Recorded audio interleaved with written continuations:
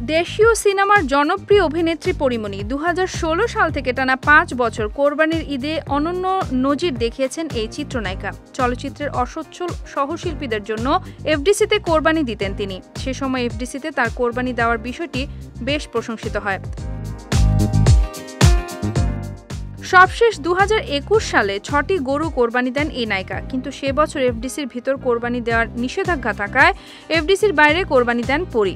এরপর আর এফডিসিতে কোরবানি দেয়নি কেউ, যার ফলে অনেকটাই বিপাকে পড়ে নিম্ন আয়ের শিল্পীরা। আসন্ন ঈদে শিল্পী সমিতির পক্ষ থেকে ৩টি গরু কোরবানি দেবেন মনোয়ার হোসেন ডিপজল। ডিপজলের কোরবানি দেওয়ার খবরে অভিমান ভুলে সুখবর দিলেন পরীমনিও।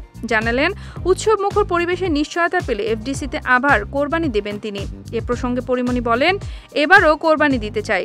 আমার দেয়া বিগত কোরবানিগুলো সবাই মিলে আনন্দ উৎসবের সঙ্গে দিয়েছে, তবে সবশেষ দেওয়া কোরবানি নিয়ে আমার তিক্ত অভিজ্ঞতা রয়েছে। এফডিসিকে নিজের পরিবার অভিহিত করে এই অভিনেত্রী আরও বলেন, আমার পরিবারের সঙ্গে আমি আনন্দ উল্লাস করে কোরবানি দিতে চাই। যদি এফডিসির ভেতরে আনন্দময় পরিবেশে সবাইকে একসঙ্গে নিয়ে কোরবানি দেওয়ার নিশ্চয়তা দিতে পারে, তবেই কোরবানি দিব।